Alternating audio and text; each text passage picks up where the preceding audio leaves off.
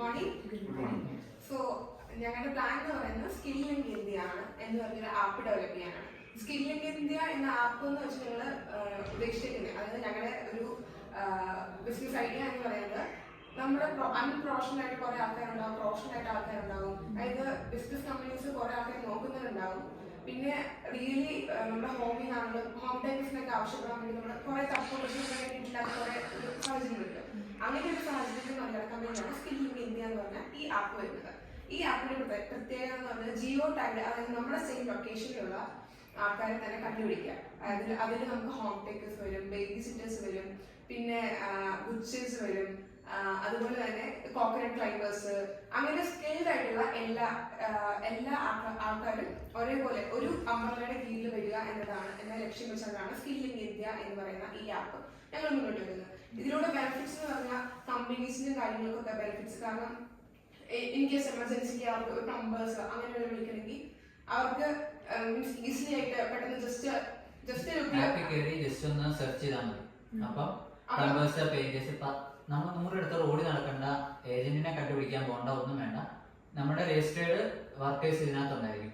ചിലപ്പോൾ ഒരു കമ്പനി ആയിരിക്കും നമ്മുടെ ആപ്പിനകത്ത് രജിസ്റ്റർ ചെയ്തേക്കുന്നത്. ഇപ്പൊ പെയിന്റേഴ്സിന് വേണ്ടി നമ്മുടെ വീട് പെയിന്റ് അടിക്കാനെങ്കിൽ നമ്മുടെ വീട് പെയിന്റ് അടി നമുക്കൊരു മെയിൻ്റെനൻസ് പ്ലംബിംഗ് എന്തെങ്കിലും ആവശ്യമുണ്ടെങ്കിൽ നമ്മുടെ ഈ സ്കിൽ ലിങ്ക് ഇന്ത്യയുടെ ആപ്പിൽ കയറുന്നു.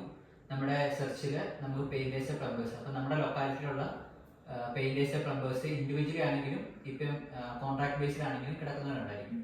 അപ്പൊ നമുക്ക് അവരുടെ എല്ലാവരുടെയും റിവ്യൂസ്, അവരുടെ അഡ്രസ്സ്, കാര്യങ്ങളുണ്ട്. അപ്പൊ നമ്മുടെ കറക്റ്റ് ലൊക്കാലിറ്റിയുള്ള നമുക്ക് ഈസി ആക്സസ് ആയിട്ടുള്ള ആൾക്കാരെ നമുക്ക് ഈസി കണ്ടുപിടിച്ച് അവരെ നമുക്ക് ബുക്ക് ചെയ്യാൻ പറ്റും. നമ്മുടെ ടാർഗറ്റ് എന്ന് പറഞ്ഞാൽ ഓൾ ഓവർ ഇന്ത്യ തുടങ്ങാനാണ്. പക്ഷെ അസറ്റ് ടെസ്റ്റ് നമ്മൾ കേരളത്തിൽ മാത്രം സ്റ്റാർട്ട് ചെയ്ത് അവിടുന്ന് അതിന്റെ എങ്ങനെയാണ് how it is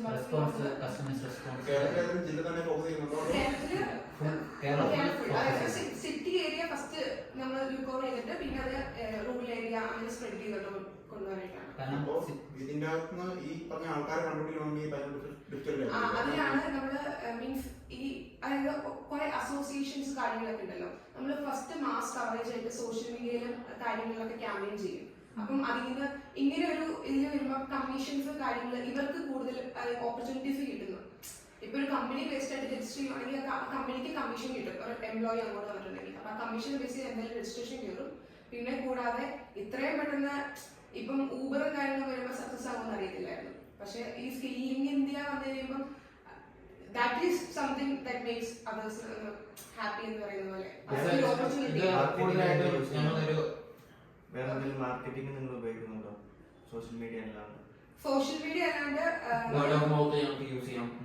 word of mouth വഴി ആൾക്കാർക്ക്, അതായത് വേറൊരു ഫെല്ലോ കോക്കനട്ട് ക്ലൈംബർ, അതായത് ഇപ്പൊ ജോഡി കള്ളൊക്കെ ചെല്ലുന്ന ആൾക്കാര്, അപ്പൊ ഒരാൾക്ക് വേണമെങ്കിൽ തൊട്ടടുത്തുള്ള ആളോട് പറയാം, എടാ നിങ്ങൾക്ക് വേണമെങ്കിൽ കയറാം. അങ്ങനെയാണെങ്കിൽ അയാൾക്ക് കൂടുതൽ എക്സ്പോഷർ കിട്ടുക ചെയ്യുന്നത്.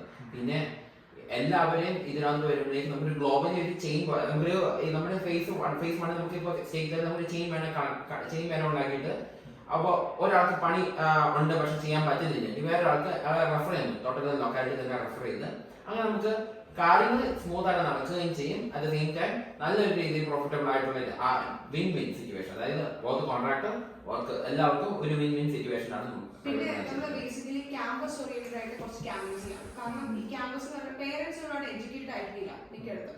പക്ഷെ സിറ്റി ഏരിയസിലോട്ട് വരുമ്പോൾ അത്യാവശ്യം പേരൻസ് എഡ്യൂക്കേറ്റഡ് ആണ്. പക്ഷെ ഇതിനെക്കുറിച്ച് അവർക്ക് അവയർനെസ് കിട്ടാൻ കാരണം എല്ലാവരും ബിസി ആയിരിക്കും അവരുടെ വർക്കിലൊക്കെ. ക്യാമ്പസുകളിൽ മെയിൻലി കോളേജിലൊക്കെ ജസ്റ്റ് ഇതായിട്ട് ഒരു ക്യാമ്പയിൻ നടത്തുക. അപ്പൊ അതിനെക്കുറിച്ച് അവയർനെസ് സ്റ്റുഡൻസിന് കിട്ടും. പിന്നെ അവർക്ക് പാർട്ട് ടൈം ആണെങ്കിൽ നമുക്ക് ഇന്ന ടൈം തൊട്ട് അവൈലബിൾ ആണെന്ന് പറഞ്ഞാൽ പാർട്ട് ടൈം ആണെങ്കിൽ അങ്ങനെ നോക്കാൻ. കാരണം നമ്മുടെ ഇന്ത്യ കേരള സ്റ്റുഡൻസിനൊക്കെ പാർട്ട് ടൈം പോകാൻ ഭയങ്കര ഡിഫിക്കൽട്ടി ആയിട്ടുള്ള സിറ്റുവേഷൻ. അപ്പൊ അവർക്ക് പാർട്ട് ടൈം പോലെ ഇത് രജിസ്റ്റർ ചെയ്യുവാണെങ്കിൽ അവർക്കും പാർട്ട് ടൈം പോലെ ചെയ്യുകയും ചെയ്യാം. അവർക്ക് മണി കിട്ടും. കാരണം അടുത്തടുത്തായിരിക്കും ജോലി അവരുടെ നാട്ടിലുണ്ടെങ്കിൽ എമർജൻസി സിറ്റുവേഷനിൽ പോകാം. ഇതുപോലെ സിമിലർ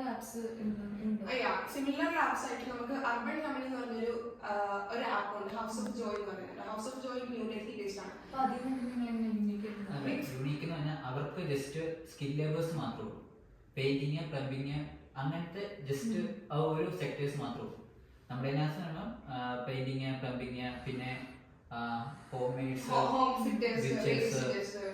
പിന്നെ അങ്ങനെ നമ്മുടെ എല്ലാം കൂടെ ഒരുമിച്ച് ഇതിന് ഇപ്പൊ നമ്മുടെ യൂഷ്വലി നോക്കുകയാണെങ്കിൽ അർബൻ കമ്പനി പോലുള്ള കമ്പനികളിൽ അത് എറണാകുളം ബേസ്ഡ് സിറ്റി ഏരിയയുടെ ബേസ്ഡ് ആയിട്ട് വർക്ക് ചെയ്യുന്നുണ്ട്.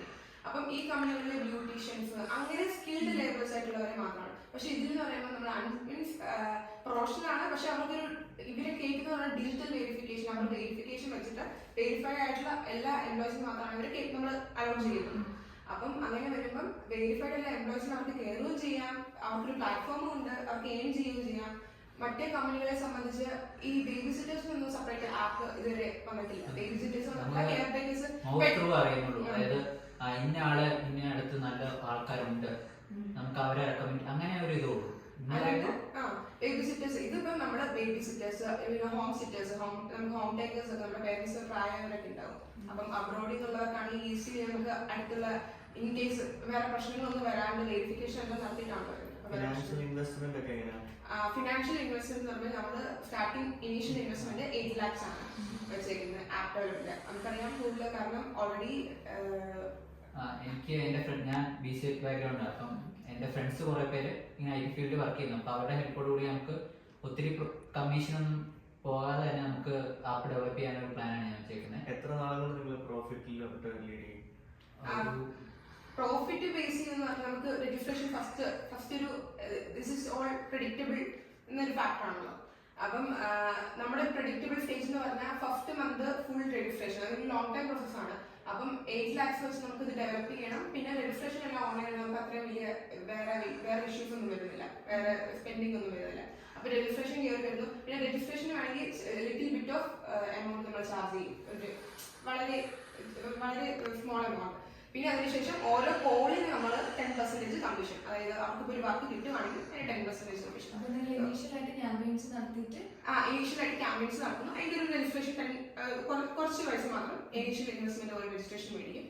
അത് പക്ഷെ വളരെ ബിലോ ആയിരിക്കും എമൗണ്ട്. പിന്നെ അതിനുശേഷം ഓരോ, അതായത് അവർക്ക് ഫസ്റ്റ് കോൾ കിട്ടുമ്പോഴത്തേക്ക് ഫ്രീ ആയിരിക്കും. പിന്നെ സെക്കൻഡ് കോൾ അങ്ങനെ വീണ്ടും അവർക്ക് വീണ്ടും കോൾസ് കിട്ടുമ്പോഴത്തേക്ക് ഒരു 10% കമ്മീഷൻ നമ്മൾ എടുക്കും. അപ്പൊ അതിന് നമ്മുടെ നമുക്ക് വേറെ എക്സ്പെൻസ് വരുന്നുമില്ല.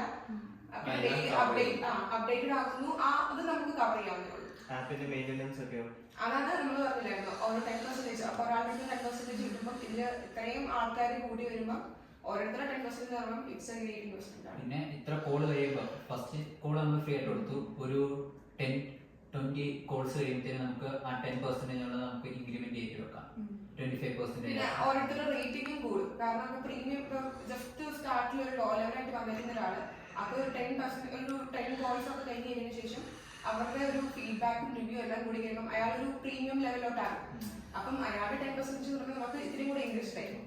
ഓക്കെ, അങ്ങനെയാണ് റേറ്റിംഗ് കാര്യം. കാരണം അയാൾക്ക് തന്നെ റേറ്റിംഗും കാര്യങ്ങളൊക്കെ നെഗോഷിയേറ്റ് ചെയ്യും. അപ്പൊ അതിന്റെ 10% മേടിക്കുമ്പോൾ ഇറ്റ്സ് എ ഗ്രേറ്റ് ഇൻവെസ്റ്റ്മെന്റ്. ഇത് യൂസ് ചെയ്യുന്ന വർക്കേഴ്സിനല്ലാതെ ഇത് കൺസ്യൂം ചെയ്യുന്നുണ്ടല്ലോ, അവർക്ക് ഇതിൽ രജിസ്റ്റർ ചെയ്യുമ്പോൾ എന്തെങ്കിലും ഫീസോ ഇല്ല, കൺസ്യൂം ചെയ്യുന്നവർക്ക് രജിസ്ട്രേഷൻ ഫീസ് ഒന്നുമില്ല. നമ്മൾ ബേസിക്കലി നമ്മൾ നോക്കുന്നത് നമ്മുടെ സ്കിൽ ലേബേഴ്സ്, അവർക്കൊരു എംപ്ലോയ്മെന്റ് ഓപ്പർച്യൂണിറ്റീസ് ആണ്. പിന്നെ യൂത്തിനും കൂടുതൽ ഓപ്പർച്യൂണിറ്റീസ് ആണ് കിട്ടുന്നത്. അപ്പം കൺസ്യൂമേഴ്സ് നമ്മൾ ഫീസ് മേടിക്കുന്നില്ല, അതിന് പകരം സ്കിൽഡ് ആയിട്ട് അവർക്കാണല്ലോ ഇത് കിട്ടുന്നത്. ഫസ്റ്റ് നിങ്ങൾ Kerala focus, Kerala based, Kerala city based ആയിട്ട്. പിന്നെ നമ്മൾ റൂറൽ ഏരിയ, പിന്നെ നമുക്ക് കൂടുതൽ സ്കിൽഡ് ലേബേഴ്സിന് വരുന്ന അനുസരിച്ച് നമ്മൾ അതിന്റെ അനുസരിച്ച് സബ് ക്ലാസിഫിക്കേഷൻ കൊടുക്കും. ഇപ്പം റൂറൽ ഏരിയസിലൊക്കെ ആണെങ്കിലും വീട്ടിലൊട്ടൊക്കെ ആയിരിക്കുന്നവരൊക്കെ കാണും. അപ്പം ബേസിക് ഹോം വർക്കേഴ്സോ അങ്ങനെ, അല്ലെങ്കിൽ മരത്തേക്ക് തേങ്ങ ഇടുക, അങ്ങനെ ആൾക്കാരൊന്നുമില്ല. അപ്പൊ സ്കിൽഡ് ആയിട്ടുള്ള ലേബേഴ്സ് ഉണ്ടാവും. അപ്പൊ നമ്മൾ അതിന് രജിസ്റ്റർ ചെയ്യിപ്പിച്ച് കഴിഞ്ഞാൽ അവർക്ക് സുഖമാണ്. It is as a well opportunity for abroad നല്ല ഓപ്പർച്യൂണിറ്റീസ് ആണ്. അപ്പം we used to extend our market. Easily നമുക്ക് കമ്പയർ ചെയ്യാൻ പറ്റും. ഇപ്പം ടേക്ക് കെയർ ചെയ്യാൻ വേണ്ടി നമ്മൾ ഒരു നേഴ്സിംഗ് ഹോമിൽ പോകുമ്പോൾ നമ്മൾ പലയിടത്തുനിന്ന് പോയി റേറ്റ് അവരൊരു കമ്മീഷൻ വെച്ചിട്ടാണ് റേറ്റ് പറയുന്നത്. പക്ഷെ ഇൻഡിവിജ്വലി ചെയ്യുന്നവർ കാണുമായിരിക്കും, ഫ്രീലാൻസ് ആയിട്ട് ചെയ്യുന്നവരാണ്. അപ്പൊ അവർക്ക് എല്ലാം വന്ന് ഈ ആപ്പിൽ കയറാം, രജിസ്റ്റർ ചെയ്യാം. പിന്നെ നമ്മൾ ഫസ്റ്റ് ഇനിഷ്യൽ സ്റ്റേജ് എന്ന രീതിയിൽ അവരെ പോയി, അതായത് ഈ നേഴ്സിംഗ് ഹോംസിനെ എല്ലാം പോയി നമ്മൾ മീറ്റ് ചെയ്യുന്നുണ്ട്. അവരെ അവർക്കും രജിസ്റ്റർ ചെയ്യാം. ഇങ്ങനെ ഓരോ ഓർഗനൈസേഷനും രജിസ്റ്റർ ചെയ്യാം. അപ്പൊ മൊത്തത്തിൽ നമുക്ക് ഫുള്ളി നമുക്ക് കമ്പയർ ചെയ്യാൻ പറ്റും റേറ്റ് എവിടെയാണ് കമ്പാരിറ്റീവ്ലി. പിന്നെ അവരുടെ ഒരു നമ്മൾ ഓൾറെഡി ആപ്പിൽ ഒരാളെ ലോഗിൻ ചെയ്യിപ്പിക്കും, ഇല്ല രജിസ്റ്റർ ചെയ്യിക്കുമ്പോഴത്തേനും അവരുടെ ഫുൾ ഡീറ്റെയിൽസ് നമ്മൾ ഇടൂല, അവരുടെ എക്സ്പീരിയൻസ് കാര്യങ്ങളെല്ലാം ഇടുള്ളൂ. അതിനെ ബേസ് ചെയ്ത് ബാക്കി കസ്റ്റമേഴ്സിന് വേണമെങ്കിൽ അവരെ ചൂസ് ചെയ്യാം. റേറ്റ് അവരുടെ റിവ്യൂസ് എല്ലാം ബേസ് ചെയ്ത് കസ്റ്റമേഴ്സിന് അവരെ ചൂസ് ചെയ്യാം. നമ്മുടെ ശരിക്കും ഒരു മോട്ടോ എന്ന് പറഞ്ഞാൽ വേറെ ടാലന്റ് മീറ്റ്സ് മണി എന്ന് പറയുന്നത്, അതായത് അവരുടെ ടാലന്റ് റെക്കഗ്നൈസ് ചെയ്യുക, അവർക്ക് അതനുസരിച്ചുള്ള മണി കിട്ടുക, അതാണ് കൺസെപ്റ്റ്. പിന്നെ വേറെ പറഞ്ഞാൽ നമ്മുടെ നാട്ടിലിപ്പോ ഇതുപോലുള്ള വർക്കേഴ്സിനെ നമ്മൾ ഓട്ടോമാറ്റിക്കായിട്ട് നമ്മളൊരു ഏജൻസിയെ വിളിക്കുകയാണെങ്കിൽ അവരുടെ സൈഡിൽ കമ്മീഷൻ ഉണ്ട്. പിന്നെ ചിലപ്പോ ഈ ക്ലയന്റിന്റെ കമ്മീഷൻ മേടിക്കും. പിന്നെ ഈ വരുന്ന സർവീസ് പ്രൊവൈഡ് ചെയ്യുന്നവര് പണിക്കാരൻ വരുവാണെങ്കിൽ അയാളുടെ കയ്യിൽ നിന്ന് നിങ്ങൾക്ക് എത്ര കിട്ടുന്നു. നമ്മള് ഈ ആപ്പിലൂടെ നമുക്ക് മിഡിൽ മാൻ ഒരു ഏജൻസി, നമ്മളൊരു ആ മിഡിൽ മാൻ ഒരു എക്സ്പ്ലോയിറ്റേഷൻ അത് നമ്മൾ പരമാവധി കുറച്ച് രണ്ട് പാർട്ടിക്കും പരമാവധി പ്രോഫിറ്റബിൾ ആകുന്ന രീതിയിലാണ് നമ്മൾ ഈ കോൺസെപ്റ്റ് വന്നിരിക്കുന്നത്. ജസ്റ്റ് ലൈക്ക് നമ്മുടെ ആമസോൺ, ഫ്ലിപ്കാർട്ട് വർക്ക് ചെയ്യുന്ന പോലെ പ്രോഫിറ്റബിൾ ആണ്. വർക്കേഴ്സിന് സെയിം ടൈം കമ്മീഷൻസ് കാര്യങ്ങൾ കമ്പനിക്ക് കിട്ടും, പക്ഷെ സെയിം ടൈം ഓപ്പർച്യൂണിറ്റി അതുപോലെ. പിന്നെ നമ്മുടെ ലിമിറ്റ് എന്ന് പറഞ്ഞാൽ 80 കേജസിന് മണ്ടയുള്ളവർക്കാണ് രജിസ്റ്റർ ചെയ്യാൻ പറ്റുന്നത്. അല്ലാതെ സ്മോൾ ക്ലാസ്സിലുള്ളവർക്ക്, അതായത് ചെറിയ പ്രായത്തിലുള്ളവർക്ക് കാരണം അപ്രീഷിയേറ്റ് ചെയ്തിട്ടുണ്ടോ എന്തോ 18 to ഓരോ കാറ്റഗറി ബേസ് ചെയ്താ. ഇപ്പം കോക്കനട്ട് ഫൈബേഴ്സ് ഒക്കെ ആണെങ്കിൽ 82 അത് പറ്റത്തില്ല. അപ്പൊ ഒരു 80 ഉള്ളവർ കോക്കനട്ട് ഫൈബേഴ്സ് ഇല്ലായിരിക്കും, ഇച്ചിരി ഏജ്ഡ് ആയിട്ടുള്ളതായിരിക്കും. പിന്നെ ഹോം ടേക്കേഴ്സ് വരുന്നതും ബുച്ചേഴ്സ് വരുന്നതൊക്കെ ഇച്ചിരി ഏജ്ഡ് ആയിട്ടുള്ള ആ സമയത്ത് ട്യൂഷൻ അങ്ങനത്തെ കാര്യങ്ങളൊക്കെ കൊടുക്കുന്നത് വേണമെങ്കിൽ 18 to ഒരു 30-35 ഏജ് ഉള്ളവരായിരിക്കും. അല്ല, നിങ്ങൾക്ക് ഒരു എക്സാക്ട് ഏജ് ഉണ്ട്? നമ്മുടെ ഓൾമോസ്റ്റ് അതായത് എല്ലാത്തിന്റെയും 80 എബോ ആണ് ഏജ് ഫിക്സ് ചെയ്തത്. കാരണം നമ്മൾ 80 താഴെയുള്ളവർ നമ്മൾ മോട്ടിവേറ്റ് ചെയ്യുന്നില്ല. കാരണം നമ്മളൊരു സ്റ്റഡി ടൈം ആണ്, നമ്മൾ മോട്ടിവേറ്റ് ചെയ്യില്ല. കാരണം മണി എന്ന് പറയുമ്പോൾ തന്നെ എല്ലാവരും വരും, പ്ലാറ്റ്ഫോം ആണ്. പക്ഷെ അതുകൊണ്ട് നമ്മൾ 18 ആണ് ഫിക്സ്ഡ് ഏജ്. 18 എബോ ഉള്ളവർക്ക് അത് നമ്മൾ വെരിഫൈ ചെയ്ത് എല്ലാം ചെയ്തിട്ട് മാത്രമാണ്. ഇപ്പൊ ഹോം ടേക്കേഴ്സിന്റെ കാര്യമാണെങ്കിൽ ഹെൽത്ത് ഹൈജീനിക് അവർ സർട്ടിഫൈഡ് ആണോ, അവർ വാക്സിൻ എടുക്കുന്നുണ്ടോ, അങ്ങനെയുള്ള സംഭവങ്ങളൊക്കെ കാറ്റഗറി വെച്ചാണ് അവരുടെ ഏജ് ലിമിറ്റ്. മിനിമം 80. മാക്സിമം നമ്മൾ ഏജ് ലിമിറ്റ് നോക്കില്ല. കാരണം അത് ഓരോ വർക്ക് ഉണ്ടല്ലോ. ഇപ്പം ഹോം ടേക്കേഴ്സിനൊക്കെ നമുക്ക് അത് ഓരോരുത്തരുടെ ഹെൽത്ത് അനുസരിച്ചായിരിക്കും നമ്മൾ വെക്കുന്നത്. ഇപ്പം ചില വർക്ക് എന്ന് പറയുമ്പം ഇപ്പം ആർട്ടിസൻസ് ഒക്കെ കാണും. നമുക്ക് അവരുടെ സ്കിൽഡായിട്ട് ആർട്ടിസൻസ് അവർ പ്രൊഡക്ട്സ് ഉണ്ടാക്കുന്നവർ കാണാം. അവരെ നമ്മൾ രജിസ്റ്റർ ചെയ്ത് അവർക്ക് age is not a matter. പിന്നെ ഒരു സജഷൻ എന്ന് പറയുകയാണെന്നുണ്ടെങ്കിൽ ഇപ്പൊ ഈ തങ്ങ കയറുന്നവര് പന ചെറുതാൻ കയറുന്നവര് അങ്ങനെയൊക്കെയുള്ളവരാണെന്നുണ്ടെങ്കിൽ റിസ്ക് ഉള്ള പണിയാണ്. അവർക്കൊരു ഇൻഷുറൻസ് കവറേജ് കൂടെ കൊടുക്കുകയാണെന്നുണ്ടെങ്കിൽ നിങ്ങളുടെ സൈഡിൽ നിന്ന് കൊടുക്കുകയാണെന്നുണ്ടെങ്കിൽ അത് നല്ലതായിരിക്കും.